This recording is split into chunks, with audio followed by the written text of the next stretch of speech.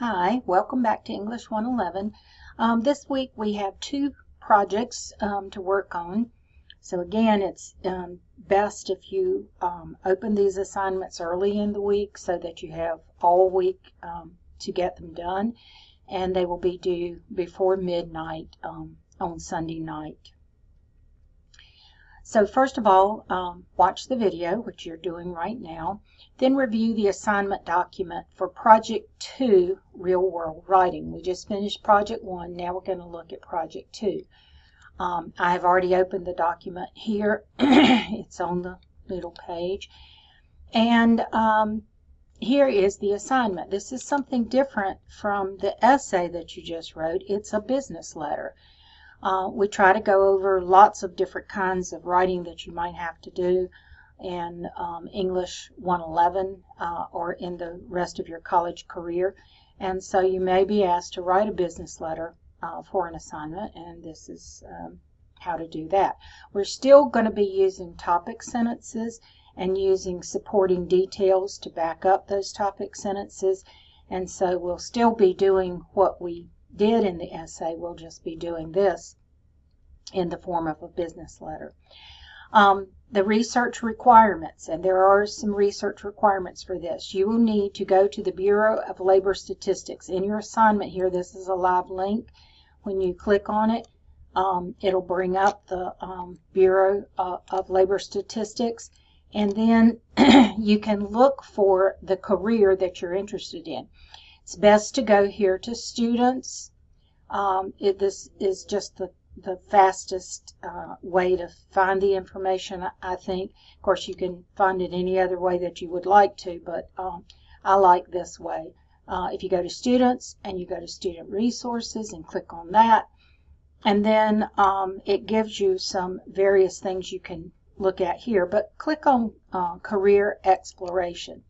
Once you click on career exploration, you can find what it is you're interested in. For instance, if you're interested in a career in the food industry, if you click on that, cooks, waiters and waitresses, food preparation workers, chefs and head cooks, food service managers, bakers, etc. Let's click on food service managers, and you'll see here quick facts about it. Median pay, about $26 per hour, $54,000 per year. And keep in mind, too, that these are taking into consideration salaries across the United States and not just locally. Locally, we tend to not get paid as much. But anyway, it tells you about your education, all of the things that you might want to know about the job there. Then there are the subheadings: what food service managers do, the work environment, how to become a good a good food service manager. Yes, the pay, whatever, the job outlook. The job outlook. Are we going to continue to need people like this? If you click on these subheadings, you can get even more information. So the job outlook for food service managers, it says here, although job opportunities should be good overall, they should be best for food service managers with several years of work experience in a restaurant or food service establishment. Most job openings will result from the need to replace managers who leave the occupation, etc. It tells you that. But overall, it's projected to grow 9% from 2016 to 2026, about as fast as the average for all occupations. So what you're going to do with this information that you find here in the Occupational Outlook Handbook is you're going to find some information to back up why you are interested in pursuing a particular degree at a university. And so you'll need to get a couple of reasons from here, a couple of supporting details from the Occupational Outlook Handbook to back up why you're interested in the career. So let's go back and look at the assignment sheet. Another link here, it's a live link that I have put up there. What you want to do next is you want to find a university that offers a degree in the area that you're interested in. If you already know, like you want to go to Appalachian State, you know they offer that degree, then you can just go and look up Appalachian State University's webpage. But if you're not sure, you can always go here to this My College Options, and it gives you college matches that will match the kind of degree that you want to pursue. So those are two places you can look. You also can look for other sources to find a university. But you're going to do a little bit of online research. You're going to write this in a format of a business letter. It's going to have 4 paragraphs, and then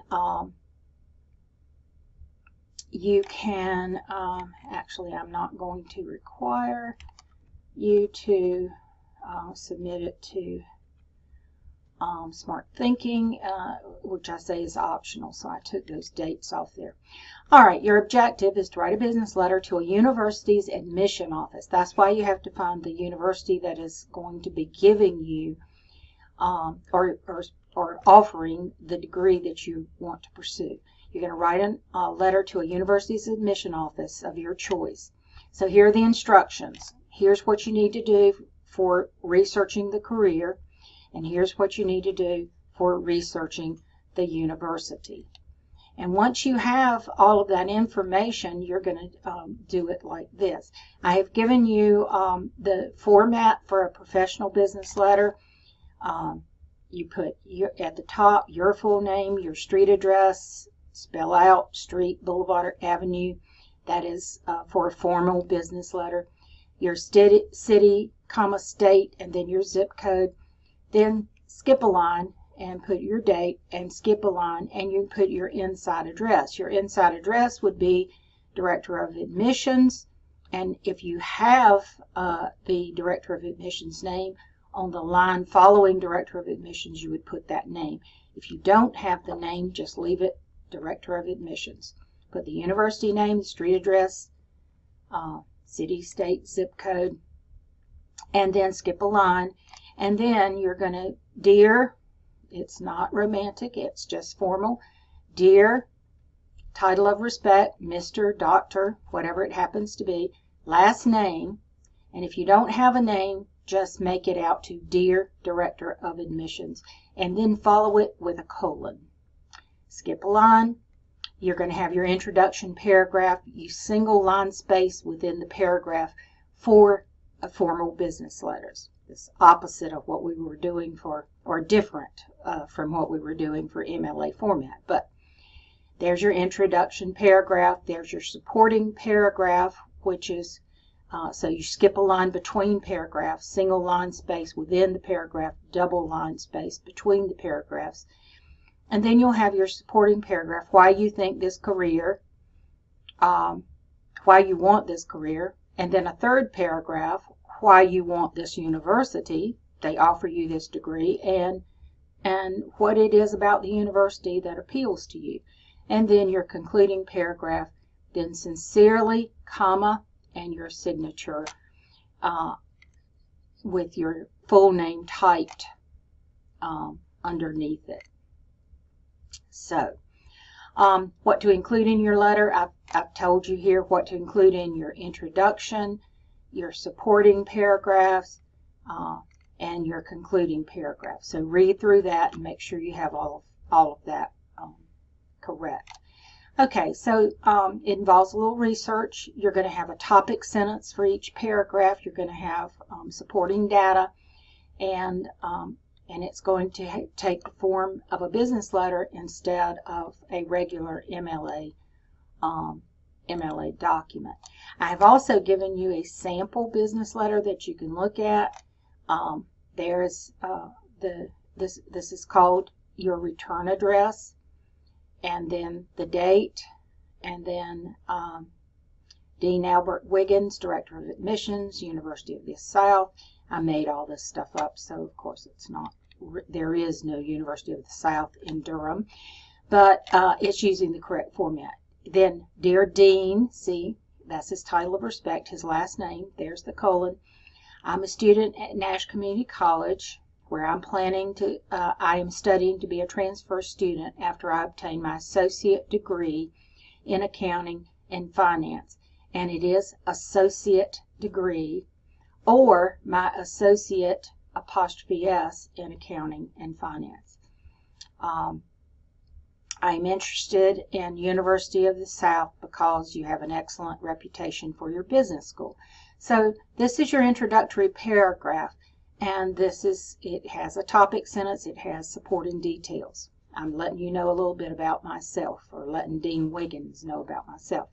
Then, second paragraph, I'm interested in pursuing a career in business and finance because the career fits with my skills and interests. And also, according to the Bureau of Labor and Statistics, see, I'm giving my Bureau of Labor and Statistics, telling them where I got the information from. And then, I didn't put it in here, but you would provide reasons for selecting this career. These would be your supporting details from the Bureau of Labor and Statistics. Then, third paragraph, your university is a good choice for me on my career path because, and you're going to provide reasons that this university is good for you for the degree that you're pursuing. And then a concluding paragraph, I'm really interested in business and finance program at the University of the South. Could you please send me more information about the degree program? I'm also interested in scholarships. And so let them know the purpose of the letter, not just to let you know you love their university, but what you would like for them to do. Then we skip a line, sincerely, comma, you could put truly, anything that's that sounds professional. Sincerely is a good choice. It's followed by a comma. Then normally you would sign here, but because I can't really sign this document, this Google Doc, I just used a font that looked like it might be my signature. And then I typed my name out underneath it. That is correct business letter format. So you can follow that to get the information for that. Okay. So you can submit that to Smart Thinking if you'd like for them to take a look at it before you submit your final. The link to submit the real world writing letter is right down here under the bar that says graded assignment. Click on that and submit your Google Doc for that. Okay. The second assignment for this week is the midterm assessment. You will only need to write a paragraph for this, and there's information here that is very helpful to you, so you'll know what to do for your assessment paragraph. First of all, you want to click on this using evidence from infographics to support a claim. And that document, when you open that up, you will see that here is an infographic. It has typed information. It also has pictures on it. That's why it's called an infographic. And it has various bits of information here about is the gender wage gap partially caused by major choice. And then what the document goes on to explain to you is that is a writing prompt. Is the gender wage gap partially caused by choice of major in college? So to write a paragraph response to that, you would want to answer that question. You don't want to start with the question. You want to answer the question as your topic sentence for your paragraph. So to make a topic sentence, use the words from the question to make a statement that either the gender wage gap is partially caused by choice of major in college, or gender wage gap is not partially caused by choice of major in college. So those are what we call our claim, and then and our claim would end up here being our topic sentence, because this is just a paragraph. It's not an essay. Usually our claim is the thesis statement for introduction paragraph, but this is just a paragraph, so it will become your topic sentence. So if I make my claim that the gender wage gap is partially caused by choice of major in college, then I need supporting evidence to back me up. So I would write something like this. And I've given you an example to show you how to use information from this infographic to back up my claim that gender wage gap is at least partially caused.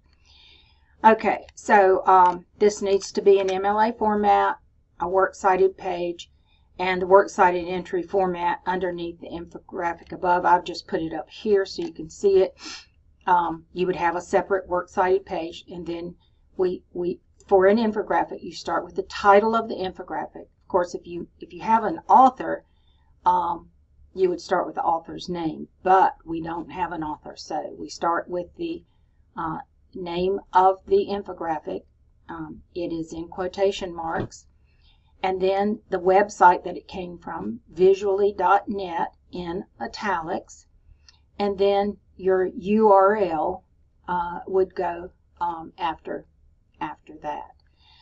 If you have a date for it, of course the date would go in there, and it would be similar to what we used in the rhetorical analysis, but this one did not have a date either. So title, name of website, URL. Okay, so review that, look at that carefully, and then there's a practice for the midterm assessment. This is not for a grade. This is just something that you can use to have some more practice of what your midterm assessment will be like. So if you click on the practice, it has a writing prompt. Is sleep important to being successful as a college student? So using what I just taught you and using this format, you would say either sleep is important to being successful as a college student, or you would say sleep is not important in being successful as a college student. Remember, you're going to start with a response to this question. Don't start with the question itself. Start with your answer to the question. And then write a paragraph with a topic sentence and 3 supporting details using information from the following infographic. If you click on that, that is a live link, and open that up. Now this is very tiny and you can barely see it. If you hover over it with your mouse, you can see that there's a little plus sign on the whatever you call that, magnifying glass. Thank you. Magnifying glass. If you click that, it opens it up and it is bigger so that you can actually see it. So you can see here sleep and academic performance. There's percent of college students who don't get enough sleep, and there's all kinds of information here. There's information, 5 tips of how to sleep your way to a higher GPA is the title. So what do we start with on our works cited entry? You start with the title here. The title is going to be the biggest, boldest type at the top of the infographic. All right, so here's some information. Remember what your prompt was. Is sleep necessary? I've forgotten what my question was. Is sleep important to being successful as a college student? Okay, so I'm going to look for information here that I can use about, is it important? How how many people get a good night's sleep, or how many people are sleep deprived or whatever, doesn't really answer that question. But I might want to use something from that, but it's really not addressing my my question is it important to get a good night's sleep? Now, here's a section that says sleep and academic performance. So, studies show quality, length, and pattern of sleep can play a significant role. Students with at least 7 hours of sleep scored an average of 10% higher on exams. I like that information. That can support my claim that having enough sleep is important for college students' success. So they have information here about longer sleepers versus shorter sleepers and their GPAs. Non-sleep deprived students scored 2 letter grades higher on memory performance tests versus sleep deprived students. So these are some things that I can use as supporting evidence for my claim that this would be important for college students. Now we have a third section here. It's tips for a better night's sleep. Unplug, take naps, avoid energy drinks, alcohol. All of that is good to know, but it doesn't really address the writing prompt. And the writing prompt says, is it important? This is not anything that I want to put in my paragraph because it doesn't have anything to do with my writing prompt. So always make sure that you address what the writing prompt is asking you for, and you don't have to put extra information in it because that doesn't answer your question at all. Okay, so you would have your topic sentence, which would be the answer to your writing prompt. Then you would have something like this: according to 5 tips to help you sleep your way to a higher GPA. That was the title of that infographic. And remember, we want to have a signal phrase, and we want to identify where we got the information from. Remember to put your comma inside your quotation marks there. Then you're going to give the supporting detail that backs up the sentence that you made, the claim that you made, that the supporting that, let me go back to my thing, that sleep is important to being successful as a college student. Then you're going to give another reason because it asks for 3 supporting details. So another reason, da da da da da, and finally da da da da da. Use these. It makes it easier for your reader. Remember, your reader can follow it better. You're not talking about that anymore. Now you're talking about another reason, and then finally, this is your reason. And keep your reasons related to the claim that you're making, and then your concluding sentence. Then you would have a works cited page, and you can't, I'll move this down so you can see, works cited page, and the works cited page would be on a separate page, of course. 5 tips to help you sleep your way to a higher GPA was the name of it. Owned by Vista College, www.vistacollege.edu. That's the information that I got from looking at this infographic. Except this right here should be italicized. Found my mistake. Okay, so that's not for a grade. It's just to give you more practice in what you're going to do. Now, what you're going to do is there is an assignment sheet that tells you exactly what you want to do. 1 paragraph, 8 to 12 sentences in MLA format. You're going to create a Google Doc to do this, and then you're going to respond to the writing prompt just as we did in that practice, just as I did in that other document about the gender wage gap. And it lists the 2 infographics that you can look at to get your supporting details that you want to use in your paragraph. So read that. do not start this midterm exam or midterm assessment until you have 45 minutes to devote to this, because it is a timed quiz, and once you click start the quiz, the computer's going to start counting down the time from that, and at 45 minutes it's not going to be available to you anymore. So you want to type your document and then submit your document on the quiz itself. So I'm going to show you how to do that. All right, so it says here, please do not attempt this quiz until you have read the document entitled Using Evidence from an Infographic to Support a Claim and the assignment sheet for this midterm assessment. Then answer the questions in the quiz as accurately as you can. There's only one question, and that is the question for you to create this document and answer whatever the writing prompt is asking you for.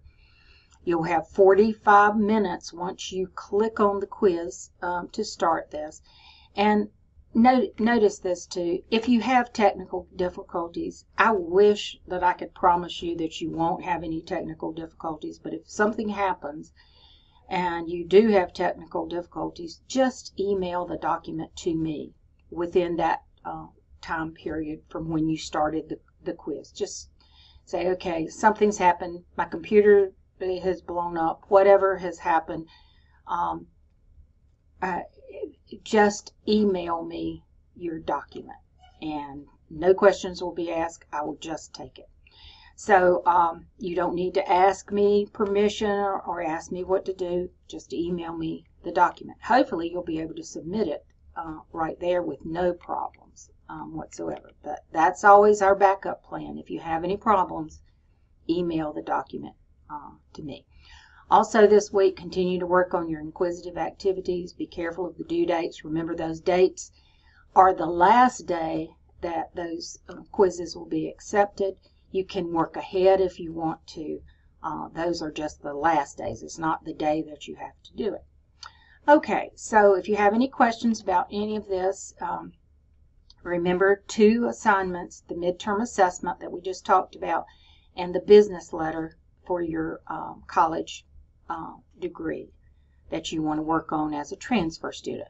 Now, if you don't want to transfer, it's okay. Pretend that you do. Just pretend that you do, and go on with the assignment. Okay, let me know if you need any help, and I will be glad to help you, and I'll see you next time.